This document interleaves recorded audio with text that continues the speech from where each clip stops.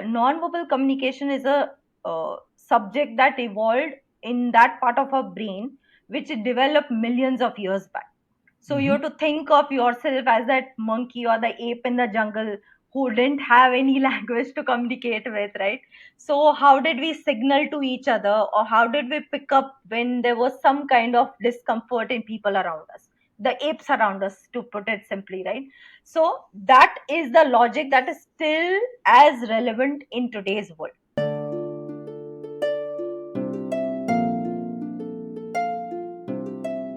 Today's episode is proudly brought to you by Effortless.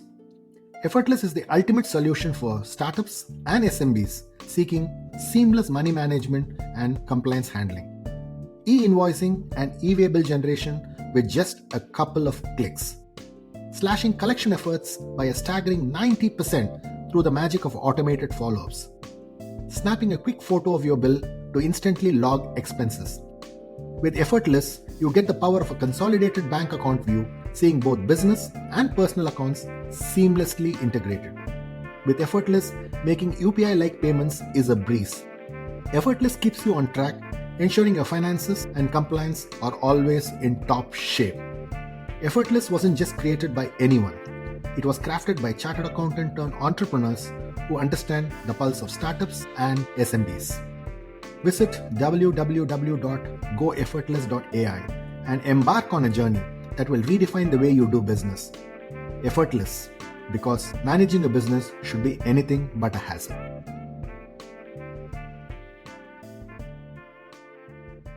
Lovely connecting with you and having a conversation on body language, non-verbal communication. Your body of work around this area is over a decade old, and that's something to talk about in terms of your passion and interest in this area. Thanks a ton for agreeing to be a guest on the ContraMinds podcast. Thank you, Swami, for inviting me. I think you've got a absolute fantastic line of guests who come, and it's my privilege to be there on your show today. So thank you for inviting me, and looking Thanks. forward. Thanks, Khyati. So one of the questions that I wanted to start off with. So where is this interest in this area which is around nonverbal communication, body language? Where did it all start? Because I can see that you were in TCS and you were on the other side, and suddenly I could see that you got interested in this area. So how did this interest come about, which is not something uh, which is not something that I see in people who are in that area, and suddenly I see people moving, somebody like you moving into this area. So how did this interest happen? Okay, that's a great question. I've always been interested in, being an observer and looking around and getting more of a listener mode on. That's been me since my childhood days. And when my father is a doctor, so when I was a child, I used to go sit next to him and observe his conversations with his patients and try and understand, what's going on, how are they interacting with each other. And then in college days, I read a lot about different books, one of which was on human behavior. And that's what got me hooked onto this subject. And ever since then, since I like the subject, I've been trying to uh, technically apply what I've learned over the years. And then one day, when I thought that it's time to start my own business, that's when I went through all the different experiences I had, and that's when I decided that why not just get into something that's been a passion for such a long time, which was to observe people. So that's a very small brief gist of what got me to start a business that's solely focused on body Fantastic. language. So I also read somewhere that there was this inspiration that you got from CIA training that you went through, and you were completely inspired by the way they really observed human behavior and the nonverbal body language that people show during interrogation and during the way they look at people. So can you talk to me about that experience, and how did that experience become a huge influence in what you do today? Yeah, so it's actually FBI. So my teacher is an ex-FBI special agent. His name is Joe Navarro. When I was looking to start this business, one thing I knew is when you want to present yourself as a specialist in a subject, people would want to see you have being an authority in that topic. That's how it works, right? So just having read books and having practiced is was not enough. That's why I went looking for the right teacher in this subject. Joe Navarro is somebody who's been in this field for more than 40 years. He was part of, in fact, he headed the behavioral unit at FBI. I went through the way his training module was structured, and that's exactly what I was looking at, for somebody to validate the kind of learnings I've had. Now, when we talk about this subject, it's one thing to be able to read, like what does somebody's crossed arms mean, what does it mean when somebody starts nodding a little more than they generally do, right? But it's another to be able to apply it in your normal work life. Like, it can be your personal life, it can be your professional life, but in day to day life, how do we utilize it? That's what I was looking at. And this is a module that helped me to understand that, okay, in interrogation rooms, this is how body language pans out, but I can apply it in the same kind of techniques for the professionals that I work with, the leaders that I work with, in so and so manner. And that was the entire experience. I think around 9 months of grilling, looking around, intensely observing, making notes, and that's how the certification went about and got me the master in nonverbal communication from Joe Fantastic. Navarro.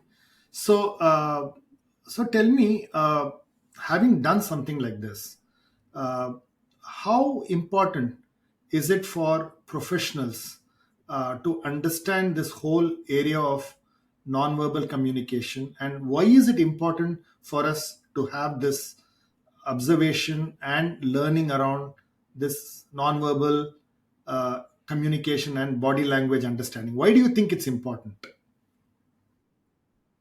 Oh, it's absolutely a part of any and every communication that we have. Uh, we have, split it. We meaning usually when we talk about communication, we split it into verbal communication and non-verbal communication. But the idea is body language belongs to the sphere of communication. And when we say communication, it's not just speaking to somebody. Any kind of behavior that's happening around you, you get a sense of what somebody is thinking, feeling, or intends to do if you are able to observe their body language. So that is why it's an absolute must to be able to observe. When it's me, like as a professional who's trying to communicate to somebody, I need to know how I can make my communication more impactful. I need to know what is it that's getting communicated, because it's not just words that most of us are focusing on. We are also seeing how is somebody communicating. And at the same time, for me to be effective at my communication, I also need to be able to decipher what's coming in from the other side. Right now, this other side most of the times could be one on one, or it could be a room full of people. So that is why body language is an absolute must for everybody to be able to understand and apply in their daily lives. Okay. So if I were to start somewhere, and Hmm. probably for the audience who's listening, uh, they are probably hearing the importance of body language for the first time, because we are a country enamored by engineers and doctors, and somebody who's actually running a profession where you're teaching body language and how you communicate is something that you run your life on. uh, so if I were to start to understand this, how do I take my first steps? What is really the little practice that I need to look at? And how do I take simple steps to move forward? Okay, all right. I'll take it up step at a time. To start out with, since you mentioned that India is what we are talking about right now.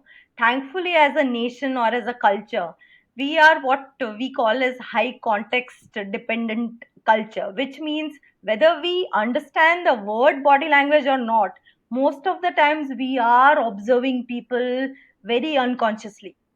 Okay, Mm-hmm. when we say that they said it in this manner, or this is how they were showing their anger or style of speaking, we are already referring to non-verbal communication. So that being said, when I had started out, the awareness in the nation was a little less. I mean, people used to believe that non-verbal communication or body language means how do you put across yourself when somebody is looking at you, or the impression that you're making. Over the last decade of our work, I think the awareness in the country has improved quite a lot, significantly. I mean, most people now refer to how can I bring in more impact through my communication by focusing on body language. So I'm sure we'll talk a little more also about how to understand the other side.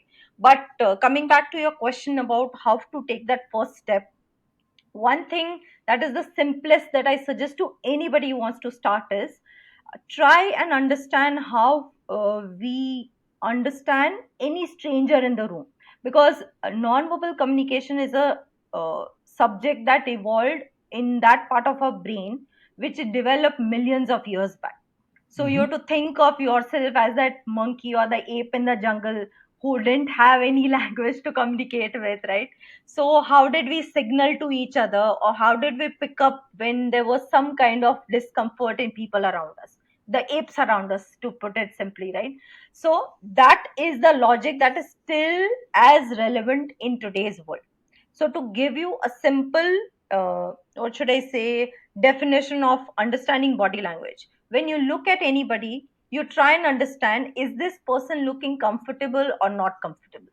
That is as basic as it gets. If somebody is looking comfortable, how do you understand it? Through their body language.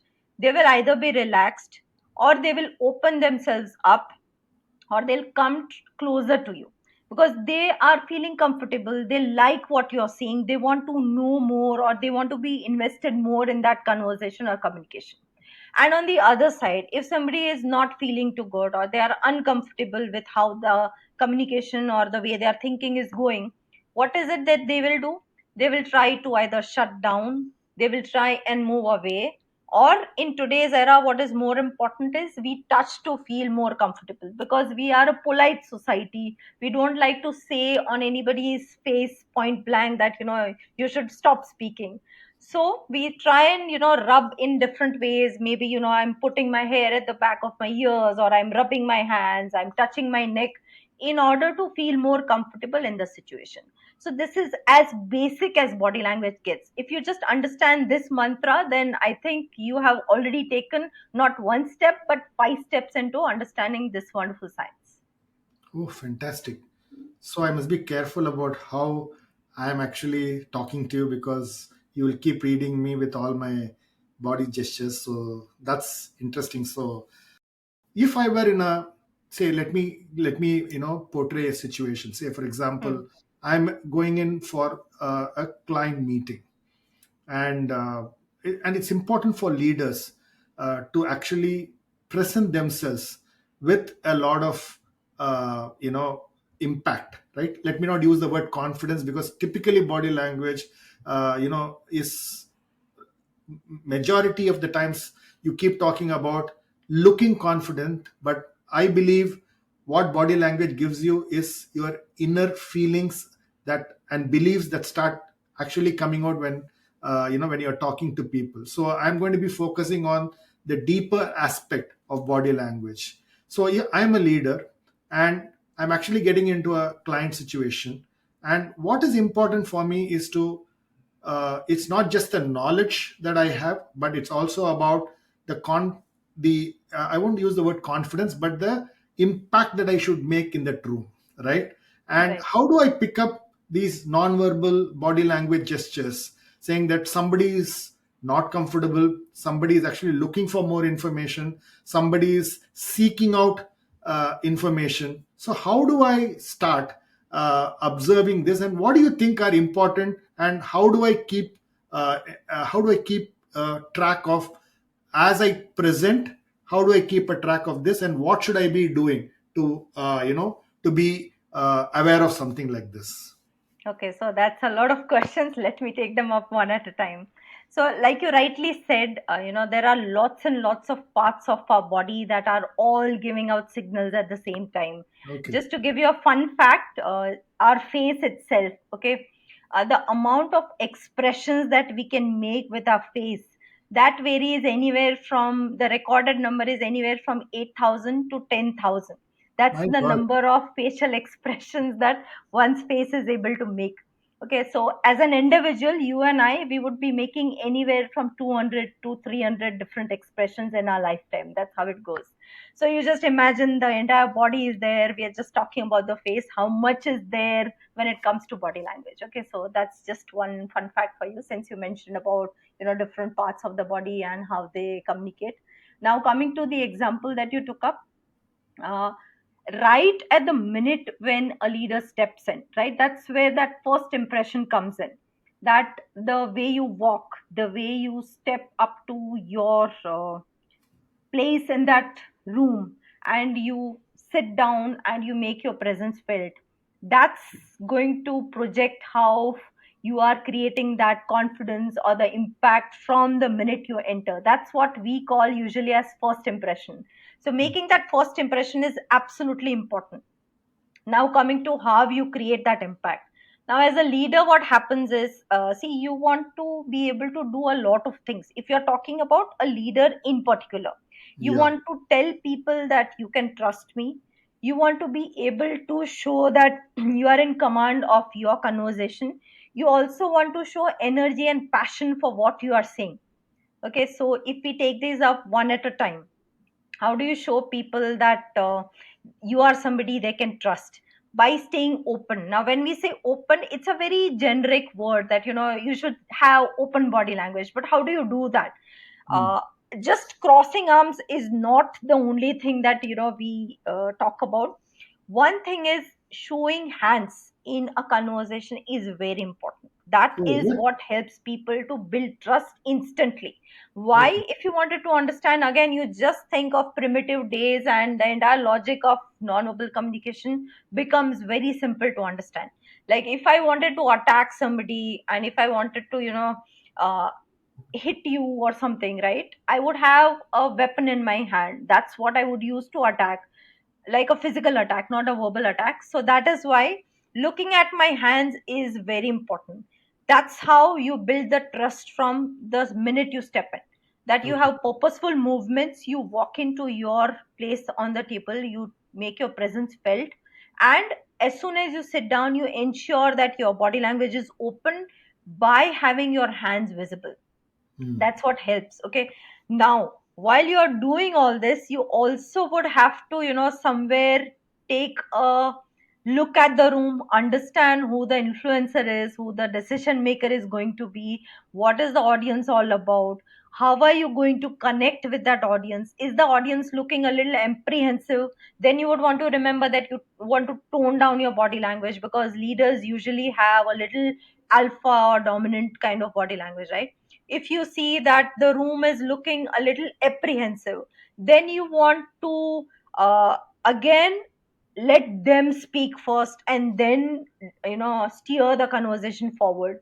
If you feel that the audience is already looking sharp, in control, maybe a little more dominant, then you want to be yourself or tune up your alpha in the room. So this is all we are talking about, those first 2 3 seconds when you're just sitting down for that conversation. And then you move on, that how do you control the conversation, how do you ensure that you stay relevant in that conversation. So that's where looking at the other side makes it an absolute must. How are people's reactions changing while you are talking to them? Are they able to absorb what it is that you are communicating, both with your words and your body language? Because Mm. we cannot forget that words are also important. If you just keep focusing on body language, that makes no sense, right? Because your non-verbal and verbal communication go hand in hand. Mm. So that's how you steer the conversation depending on what's the reactions happening in the room. That's what speaks for somebody in command and control. Now one frequent question that I also get is, do I need to react to everything? Because if you can see that somebody is looking a little apprehensive, or somebody has started closing down, Do you need to start attending to every signal of body language that you see? That's not important, Hmm. right? You need to know what is relevant, who is the right person, who is the one that's going to create an impact for you, or who's going to sign that deal for you. And those are the people. Also the influencer, a lot of times people miss out on the influencer, because the influencer is not necessarily the one who's talking the most, but through their non-verbal signals with the decision maker, you can a lot of times, in fact majority of the times, you can make out who that influencer is, right? So these are all a lot of different cues that happen, and obviously any conversation has got different stages that happen. That will depend on what is your objective in that conversation. So we can talk a little more about that, but just to give a gist of what all I mentioned: how you step into the room, how do you build trust through open body language, how do you understand who is what in that room, and you steer your body language or tweak it depending on what you are seeing from your audience, and then you take control of that conversation yourself. That's what makes for an impactful leadership body language. Fantastic, fantastic. So one of the things leaders go through is this whole area of building trust, Hmm. right? Hmm. And especially if you're a leader and you've got a whole set of people whom you manage, who look up to you. Uh, so, what does it take for leaders to actually build authenticity?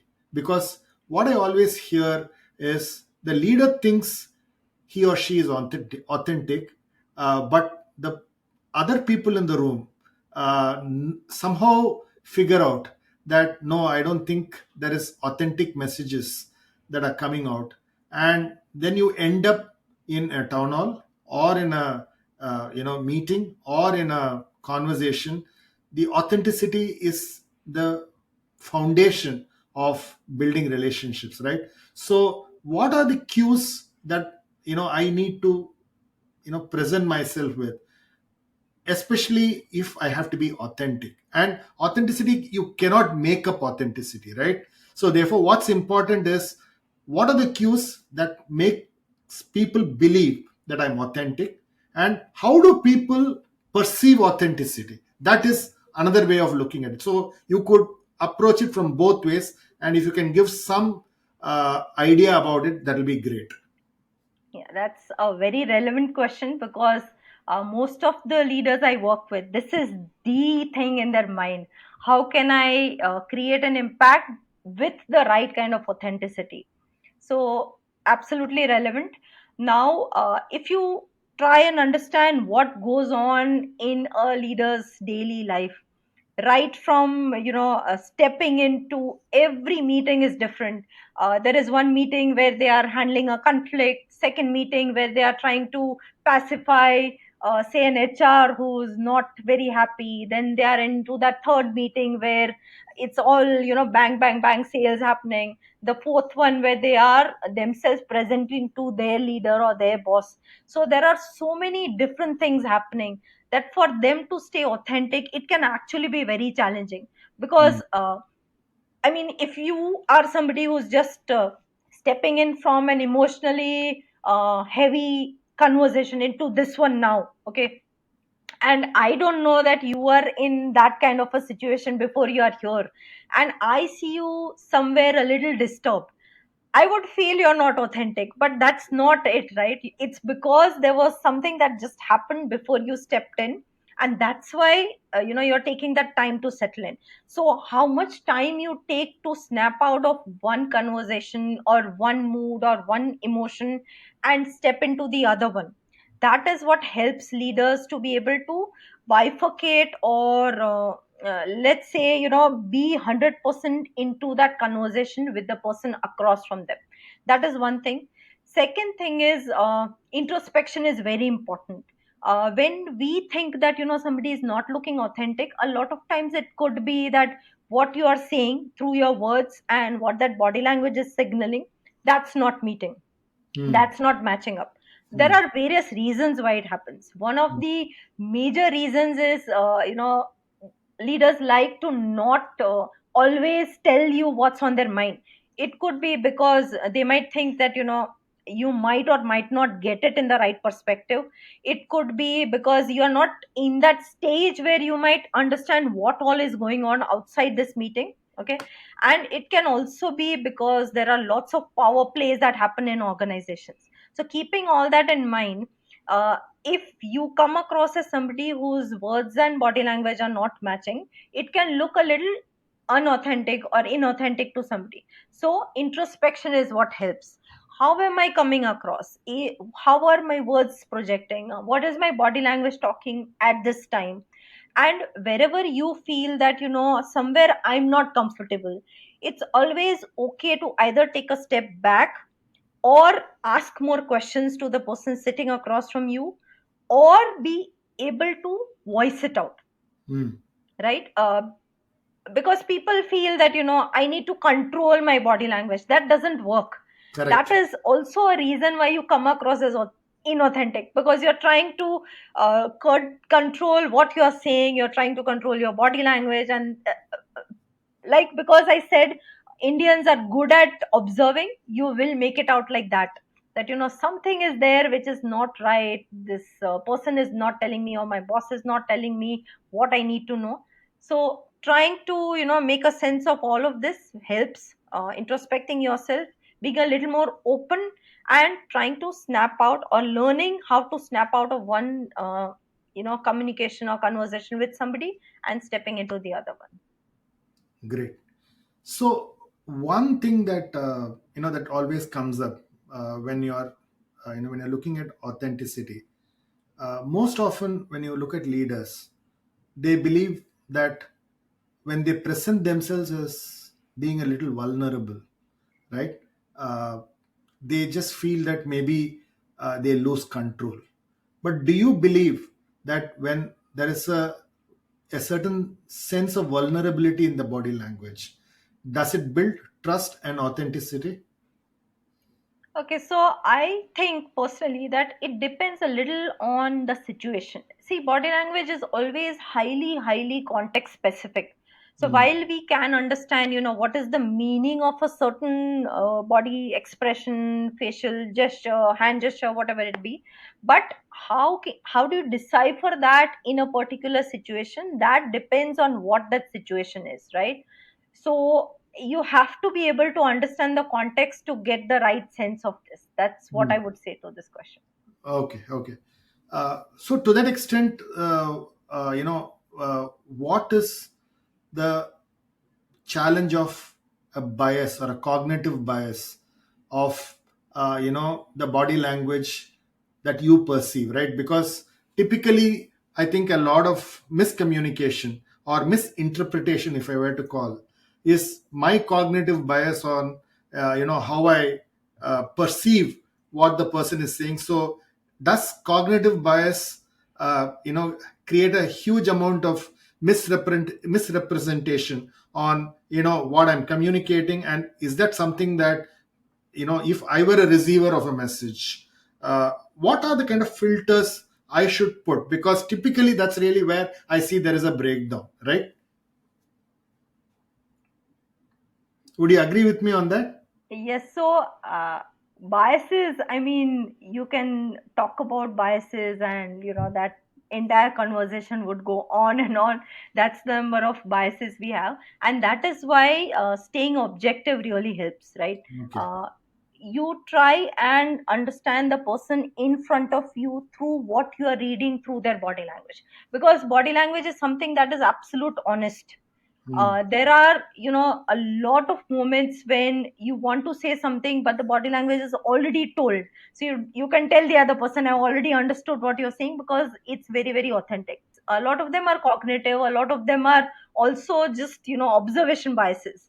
So getting rid of them, it takes a lot of effort. But ultimately, Hmm. looking at what's right in front of you and trying to put it Mm. into the right perspective, that is what helps. So I'll give you one example.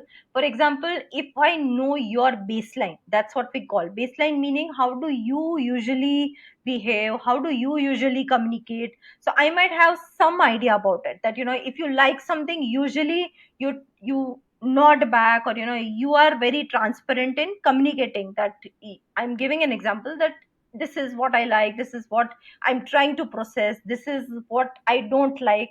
So I need to understand and put today's conversation as a what should I say, map it to your usual self.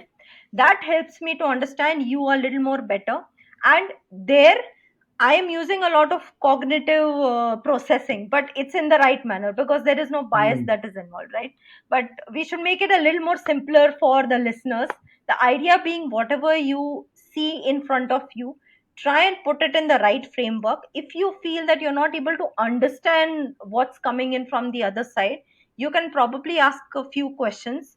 But the problem there is, a lot of times we don't know that I am coming across as somebody who's closed, or I am coming across as somebody who's not agreeing. So if you ask, are you not agreeing, nobody will say yes or no. You need to ask questions to understand whether the person is agreeing or not. So I might ask, if I see that you're not agreeing with me, I will not ask you, are you Mm. agreeing with me or not. I might ask that, did this point make sense to you, would you like to add something to what I just shared. Mm.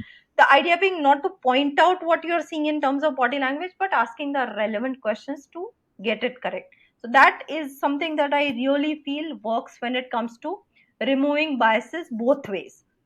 Because, like, as a speaker, I have biases, even the listener has a lot of biases, right? So, That's nice. So, being your objective self, I think, is a very interesting point that you hmm, make. Uh, so, so when we are really talking body language, what I thought, can make it interesting for the audience is how do I assess hmm, a few situations, and that let me throw some situations, and obviously the context which you said is important, right?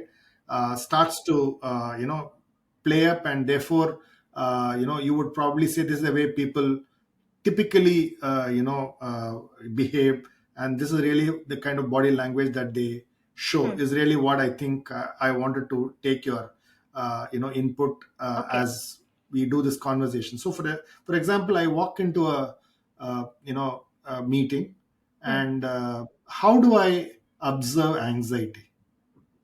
Okay.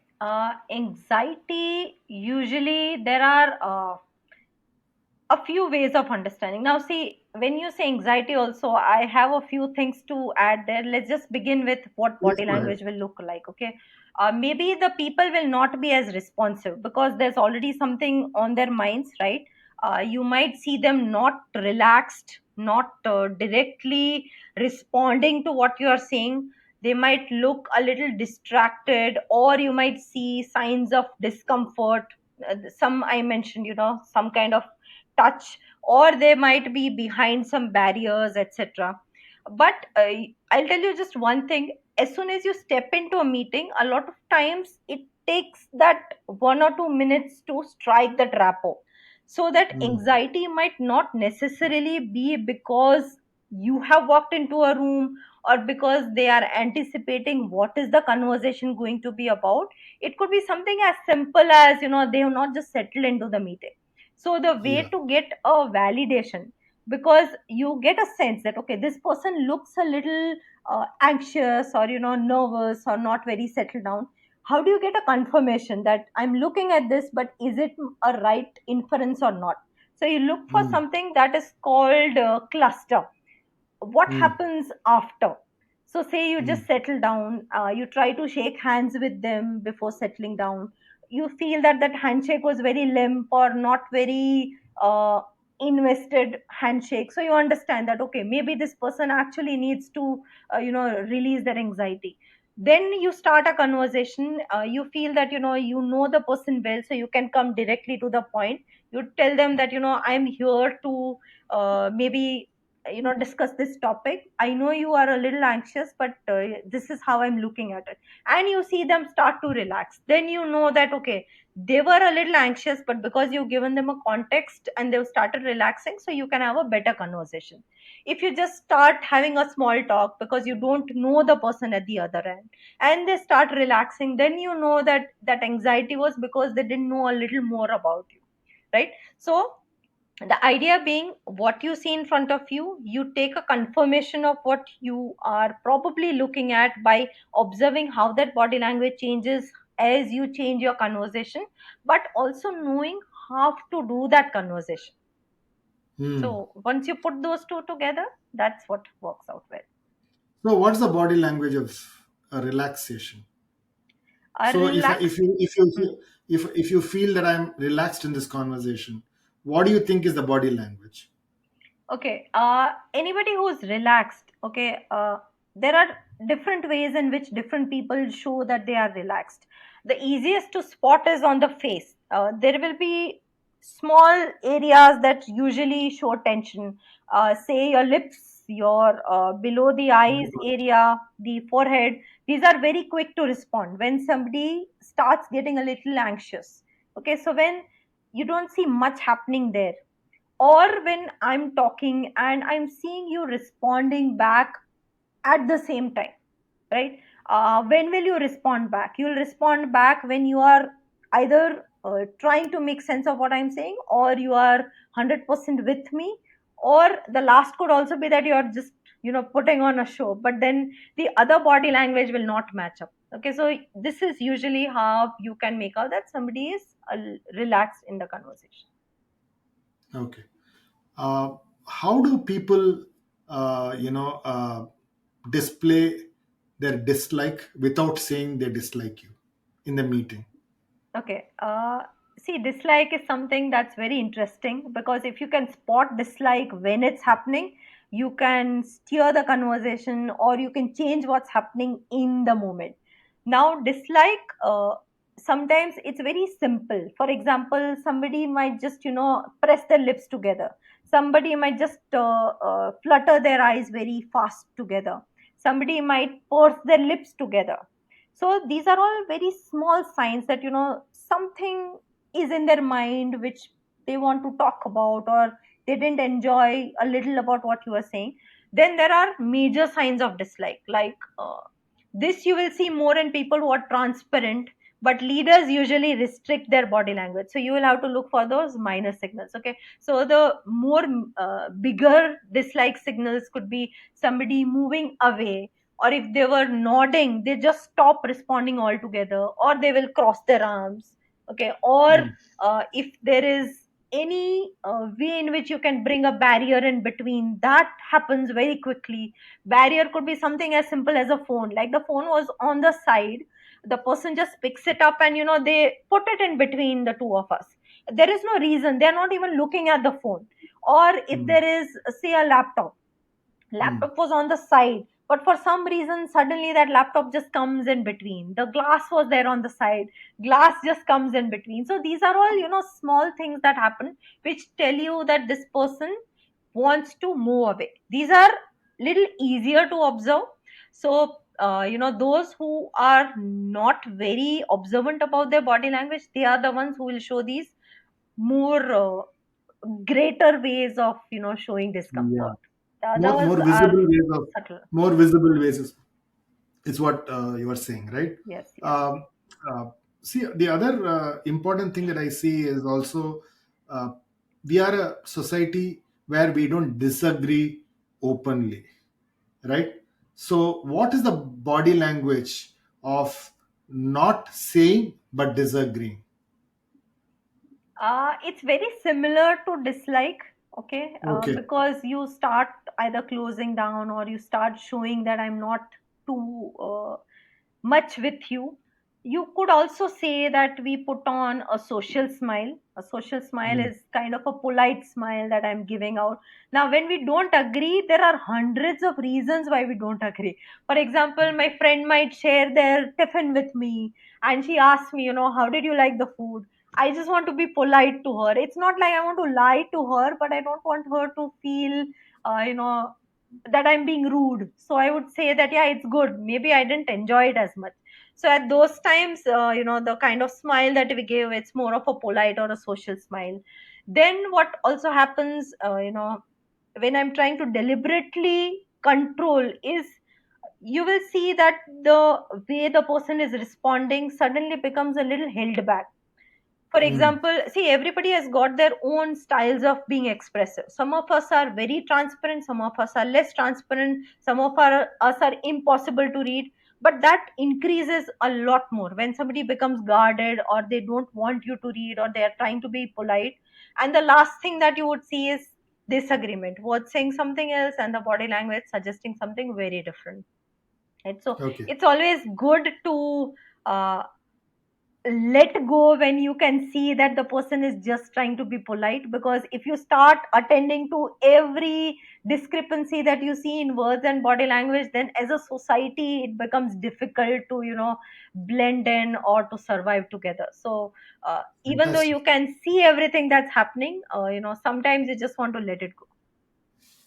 Uh, the other thing that I have seen, I'm going to tell you how I read body language, and so I get into a meeting and I'm meeting somebody who I don't know, and I'm presenting, and uh, as I present, Hmm. one cue that I pick up is as I go through my presentation, uh, assuming I've given my visiting card.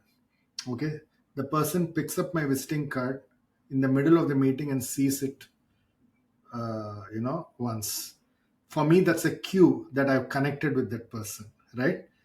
Because the person wants to know who's this. He seems to be making sense. Looks like he understands my business. Okay, Hmm. and so therefore, are there such visual cues where people start connecting with a stranger in a meeting where you're out to go there to do business, right?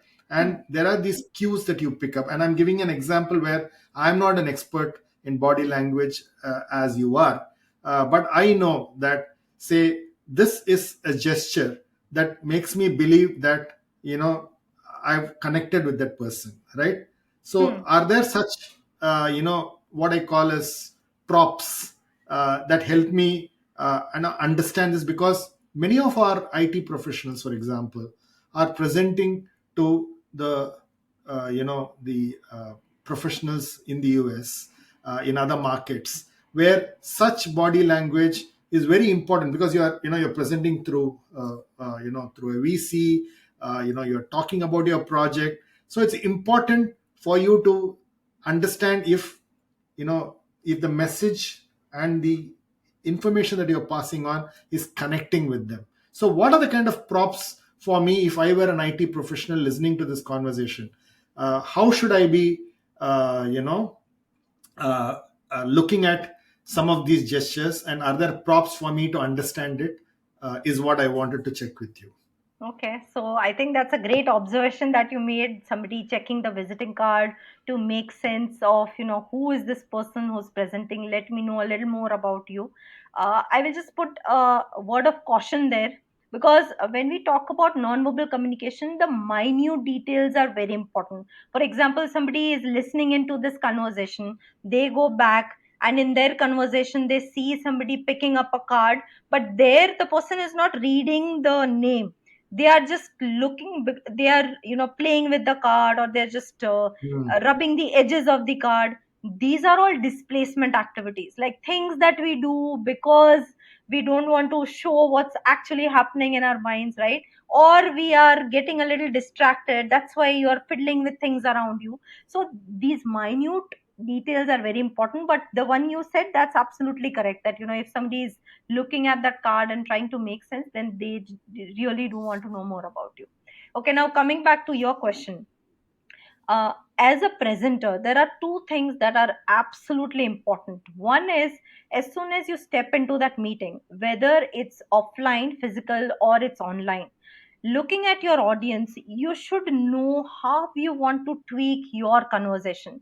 There are so many times when I have to work with people to help them to either simplify or make their conversations a little more nuanced, or bring in more what should you say, the expert kind of language, because depending on the audience you need to tweak your conversation and your body language. Okay, that is one thing. So making sense of that audience is an absolute must before you start presenting. Second thing is, are they ready to deep dive or not?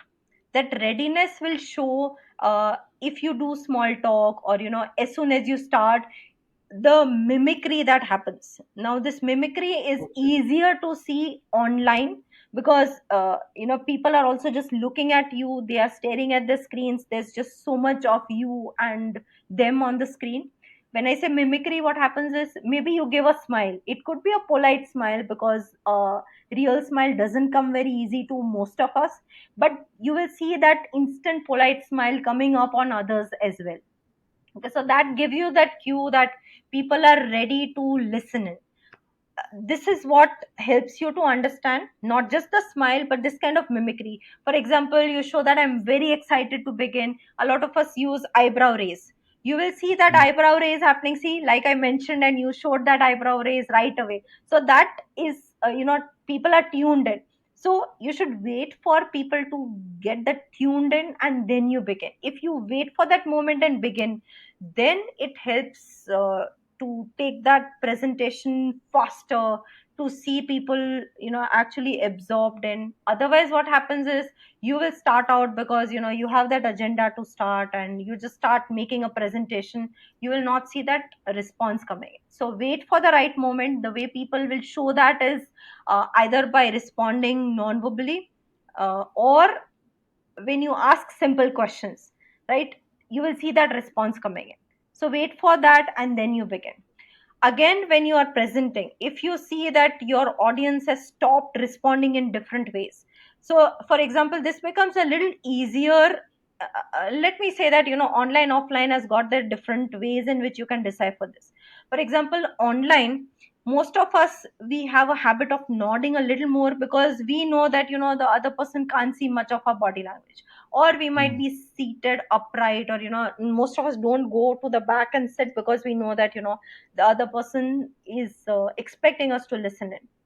Now when this changes, you will see response rate going down, like the nods might go down, or when you're asking a question, you don't see that attention coming to the question. The person was distracted, like their eye contact was somewhere else, and that eye contact does not change. Okay, so these are minute things that will tell you that your audience is getting a little distracted. There are obviously different ways to bring them back in, but right now we are just discussing how you know that the audience is with you or not with you. In an offline setup, the way you will start getting to know is, people start distancing themselves. Distancing could be that they were oriented towards you, that body was towards you, it goes to the other direction, or it becomes more inclined towards the other people, or maybe they were leaning in, they stop leaning in, right? So these are ways. Mostly it's through the orientation that you get to know that the person was listening to you, they are not listening anymore, right? So online offline, there are different ways of knowing, but people respond, usually they respond. If you are unsure that a person, whether they are with you or not, you just ask a simple question. The question need not be a question where the other person needs to respond back. It can even be a rhetoric question, where you're just asking them to stimulate their brains and be with you.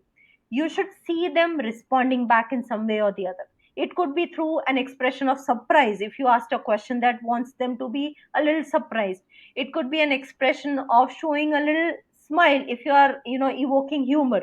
So while you are talking, how is that response coming in through their expressions and body language? That tells you whether the audience is with you or not. Fantastic. Brilliant explanation, and so many takeaways in the examples that you gave. The other thing that I wanted, Khyati, is Hmm. there are different culture codes for different people. There is Japanese, there is the Australian, there is the American, there is the British. So, are there different culture codes that we need to be aware of when we are actually interacting with people from different cultures? And how do I understand these culture codes? Okay, so broadly, there are places where you can just read up, how open is the culture. Usually, Asian cultures are more context specific. So we expect people to pick up our body language and, get a hint as to what's going on. Because as a society or as a region, most of us want to be polite. So you need to really look at their body language and be good at looking. Because if I take the example of Japanese, okay, they will smile back at you even if they just want to tell you that I'm listening to you. Smiling does not mean they're going to agree with you. So that's why I'm saying that, looking deeply at what that actual body language is helps. Most of the times what we see is, something that's superficial, that the person was smiling, that means they were agreeing with me, right? So Hmm. if you were looking at their response rate, if they were looking at whether they were open or they were closed, those will give you enough cues to know. Another thing is, most of us observe just the upper part of the body. If you look at the entire thing, in fact, feet are very good at telling you what's going on in a person's mind. So especially Okay. for those cultures which believe in putting on a polite facade, it will be easy if you can focus on, one, their body language, and two, more of their lower part of the body. That will give you more cues.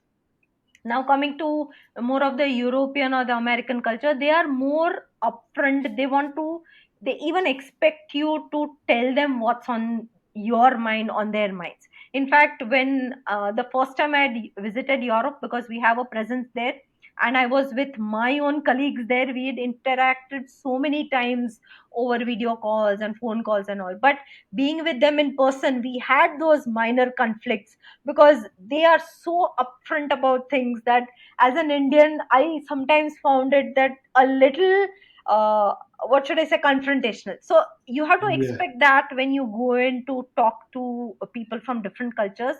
That being said, there are a lot of universal signals. When we say universal signals, they mean that if a body language changes in this manner, this is what it means. So if you can read up a little about what universal signals are, then you will at least understand what's coming in from the other side.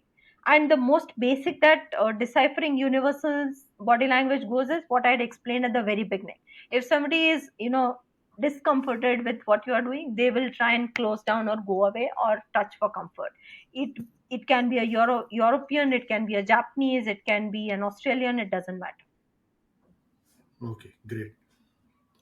So, see, one of the challenges that I believe we have with body language is if, for example, I want to reduce my weight, I know I have to go to the gym, right? If I want to, communicate well, probably I'll go to a speaking class, right? If I have to improve my body language observation skills, what are the practices that I should follow? And as an expert, what would you recommend? Do you recommend a certain discipline that we should follow? What are the things that we should do?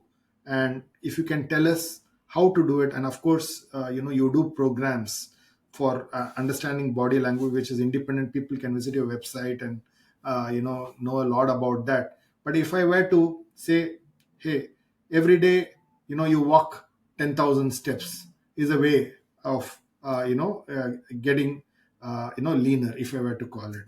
So if I have to learn the language of understanding body language, right? Hmm. So what are the practice and skills that you would recommend to me or to anybody in the audience? I think the first and the most important practice is to just listen. So many of us, most of the times, are eager to share our side of the story, that we don't take a step back to try and listen to what the other person is trying to communicate. Now, listening is in two ways. One is obviously the verbal communication, but it's also the non verbal communication. So, if you take a pledge that today when I'm in a meeting, I'm with my daughter, or I'm with my mother, or I'm with my colleague, with my boss, whoever it is. Okay, because all of us have got different environments in which we function. uh, all you do is try and be there in the moment. Try and listen to what the other person is trying to communicate. Okay, for example, you asked a question, at least wait for the person to respond, be it through their body language, be it through their words. If you are ready that, okay, as soon as I ask this question, this is the next set of instructions that I want to give, then you're not really listening to what the other person is saying, right? So many organizations spend millions and millions of their money on just this aspect, because they did not listen into what the person was saying. There were conflicts happening, but the leader was not observing, they were not listening to what's there. So coming back, you listen to what is happening. If you feel that you want to learn more about body language, you can start by looking at one part of the body at a time. Okay, so for example, you think that, okay, today let me just focus on face. Is also a lot of things happening on the face, but let's just say that, broadly you would say, let me just start by focusing on the face. Now face is something most of us inadvertently look at. Okay, so while I'm looking at you, I don't want to just look at how many times you're nodding back at me. I want to be able to see how many times is that eyebrow moving. And when I'm seeing that eyebrow move, I will try and think what in that conversation made you react in that manner. Okay, so little by little you try and see different parts of the body. You try and see when people are making those changes in their expressions, their gestures, the posture of the body. And you remember this one mantra that when people are going to be comfortable, they are trying to open up, and when they are not comfortable, they are trying to go and close down. What are they doing to open up, what are they doing to close down? Those are the things you start observing little by little. Okay, and most important is to introspect. How am I sitting in this meeting? Am I looking tensed, which is why the other person is looking tensed?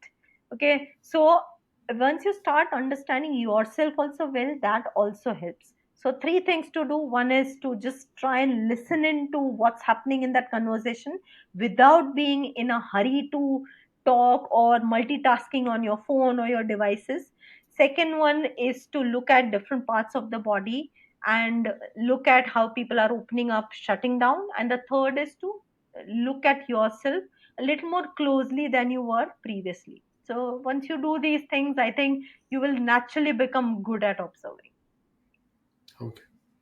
So I remember, when we were talking earlier, Hmm. uh, you talked about a situation where you were invited for just observing people in interviews, right? And I just picked that up and I noted that down. Is very interesting because, again, interview is a situation where there's a lot people say, but there's a lot of verbal, non-verbal cues which are so critical to pick up because everybody wants to make an impact, right? But the non-verbal cues in the body language is where, at least I believe, that if you're able to pick that up, then you know what that person is actually made of, right? So Yes. what have been your learnings, because you've had extensive experience sitting through these kinds of situations. So what is it that you have learned on these observations when you've been sitting there, and what is important for people uh, when they're doing these interviews? What is it that they should observe? Because it's a huge investment organizations make in recruitment, and one wrong recruit, typically, the loss that happens because of the time that you spend is huge, right? Again, you mentioned that in our last chat that we had. So what have you learned, and what do you think are a few things that is important for us to keep in mind when we walk in to these interviews? Okay, I think what we had started out this conversation with, which is that passion for, uh, liking what you like. That is what most people are looking for. Be it HR person or a seasoned interviewer. See, a lot of times interviews are very, very high stake, which means there will be some amount of anxiety, whether you are, starting out fresh, or you're looking for your first job switch, or you're just going in for your annual review and the promotion interview, or you are a senior leader. Anywhere there will be a little amount of anxiety which will be there. So while most of us try to read up a lot about how to look confident, how to walk in, making the right first impression, most interviewers know that there will be some anxiety. They are okay with it. What they are actually looking for is that passion when you talk about what work you've done previously, or what is that work profile that is being offered to you. So at that time, if they don't see your eyes light up, or they don't see that voice projection, the modulation, the hand gestures becoming more expressive, taking on a much more confident posture and talking about your work, that for them is a problem area. Because Mm. it's one thing to know that if I don't do well in this interview, I will be rejected, and this was a slim chance that I had, and so forth. But it's another altogether when you've committed a lot of your time and energy into your previous career, and you're not even able to show that with the right kind of energy, or the questions are around this particular profile. How are you going to justify? Maybe you're anxious while you're answering, that's okay, but are you showing the right passion? Are you showing the right energy? If you are, that's what the interviewer is looking for. So this is something that you cannot make up. The only way you can be prepared for showing the right passion is to revisit in your mind, what is your work experience been all about? How is that relevant for this particular profile that you are expecting to get hired for? What are the kind of responsibilities that will come with this work profile? Things like that. So once you are mentally prepared that okay, these are the things which I will want to talk about, and you go into that meeting, that energy and enthusiasm will come automatically. I know of a lot of cases where uh, people have made exceptions when they see the right passion coming in, even if the work experience is much lesser than otherwise. See, it's not that you can justify work experience with just having that passion, but when you're talking about your subject, your experience, your background, at that time, are you lighting up through your body language or not? That is absolutely what your interviewer is looking at. So it has to come across no matter what happens. And if for any reason there is a discrepancy in the words and the body language, you get scrapped out, no matter who you are or how much of work experience you're bringing in. So you cannot Okay. fake in an interview. That's what I would like to say. That just go prepared in, just do your homework about yourself well, the organization well, and you should do it. Okay. So, one thing I wanted to ask you personally is this is an area where there are not too many professionals in India, right? So, therefore, how did you go about becoming somebody who's probably an expert in this area? So, what is the amount of effort and practice that you do, because this is something that you don't find many professionals, right? So therefore, what is that you do to ensure that you keep yourself updated regularly, and what is the practices that you follow?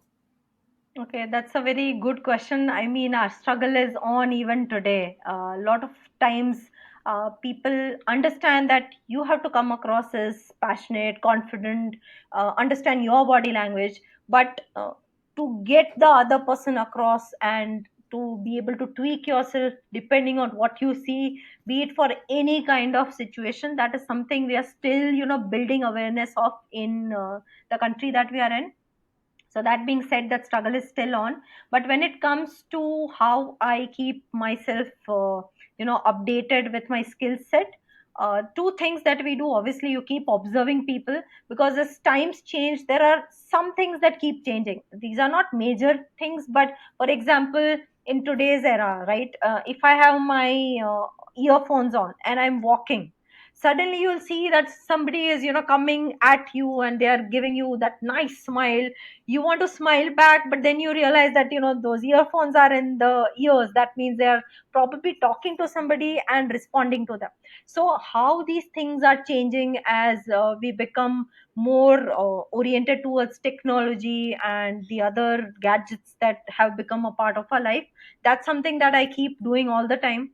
You have to keep observing in different hierarchies how body language is different and for what reasons. And the most important is how to apply body language. I might know 10 different ways in which how I can use my hand gestures to show energy, enthusiasm, passion, different things, okay? But in a given situation, can I apply what I know about body language? That is what is the most important. So most of my time actually goes in this. For example, if I'm working with a team that's doing sales, is it a team that's doing pre-sales, is it a team that's doing the actual sales, the negotiation, the after sales? For them, how are each signal of body language relevant, important? Because every professional wants to know how do I apply it, not what the subject is all about. So that's where most of my energy goes, that for you, how can I make the subject relevant, simple and applicable?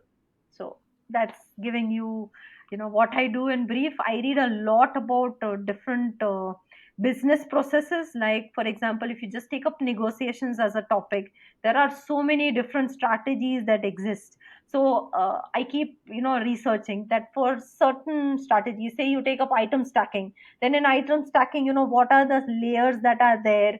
In each layer, how do probably people who are seasoned negotiators, how will they behave? Those who are newbies, how will they behave? If somebody is a vendor versus a supplier, how will things change? How will that chemistry change? Say we are in the second step of the negotiation, then from the first step to the second step, what are the things that one can expect to change? So these details are what I focus a lot on to make the topic relevant for whichever working professional is looking to get their body language skills upgraded. Fantastic. So we're pretty much coming to the end of our conversation, and I have a couple of rapid fire questions for you. Okay. Uh, so the first question that I have is, what does success mean to you? Success, I think, is when you can sleep at the end of the day and feel that whatever it is that I want to achieve in my life, I'm working towards it. Because it's always going to be a journey, it's never the destination that matters. So as long as you are on the path, for me, that's good enough. Great, fantastic answer. Uh, my next question is, what would be the advice that you would give to a 18-year-old in an university today? Advice, I would say talk to as many people as you can. I mean, it's one thing to be able to gain actual experience and learn how the world works, how people behave, how to go about doing a particular rule. But if you just ask enough people around you, you will learn even through them. So any new person you meet, be curious, ask a lot of relevant questions, and you will gain a lot of experience without actually having that kind of physical experience yourself. Great. Uh, if I'm sure you would have got a lot of advice. What's one piece of advice that keeps coming back to you even today and which you remember a lot? One piece of advice which somebody gave me. Okay, this is interesting because I keep asking a lot of my friends for, mentoring me on different pieces. One thing that I got is, yes, not to run behind money. I mean, breaking into this business and actually turning it into something that is generating revenue for us has been a challenge. So the best advice that I have got, which I keep going back to, is this: that if you do your work well, if you focus on delivering your best to the people you work with, money will just follow. You don't need to focus on, because I am a business person, I don't need to just keep focusing on the numbers will just come. So that's what my focus is on all the time, to give my 100% to the person that I'm working with. Great. If you would recommend a couple of books for people to read, which you pretty much think is almost like the Bible for what you do. What are the one or two books that you would recommend, not just on body language, but uh, what has inspired you, and what you believe are excellent books that people must read? Okay, so one obviously is the book that my teacher has written, which is What Everybody is Saying by Joe Navarro. This is one book I talked about universal body language.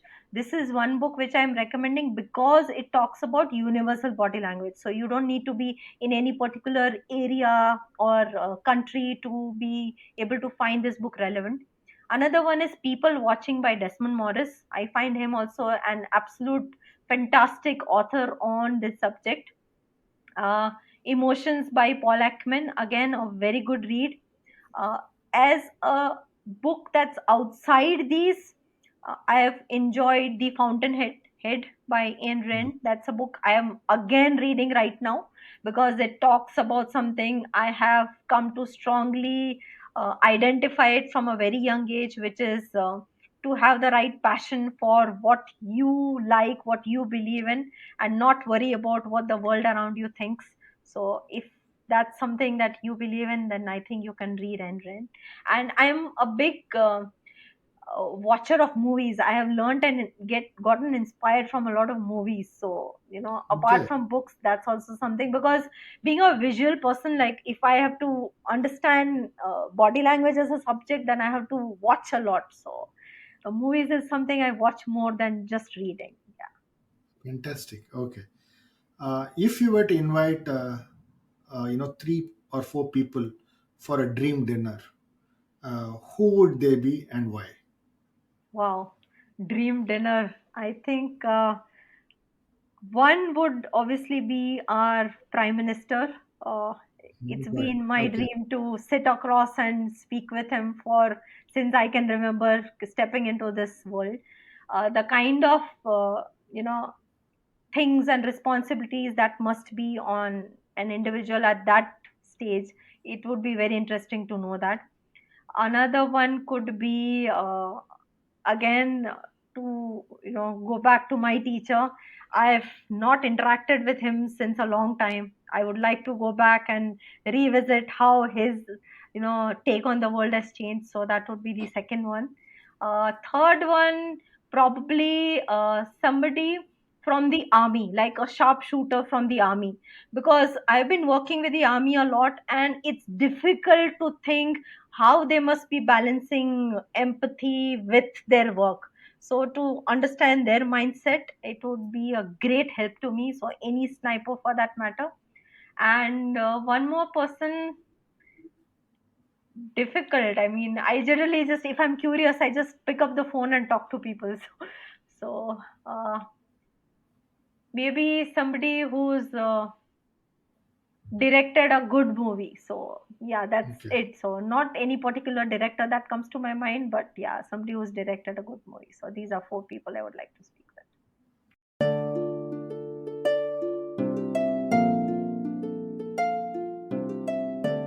Khyati, this is a brilliant conversation, fantastic insights. I think the depth with which you went into understanding the body language as a professional skill that's important came out beautifully in this conversation. Thanks a ton for sharing your learning, your knowledge with us. And it's been an absolute privilege talking to you. Thanks a lot for your time. My honor, Swami. I think you asked some fantastic questions. So that's what keeps somebody who's answering motivated. So absolutely my pleasure to be here, and I look forward to staying in touch with you. Thank you so much for inviting me to be here today. Thanks for listening to this episode. For selected links and detailed show notes, visit www.contraminds.com. Follow ContraMinds on social media and let us know who you would like to see next on the podcast. If you're listening to ContraMinds on Apple Podcasts, do share your comments and give us a rating. We are keen to know what you're thinking. ContraMinds is also on YouTube. If you're listening to the podcast on YouTube, hit the subscribe button and stay up to date on all our releases. Thanks for listening and stay safe.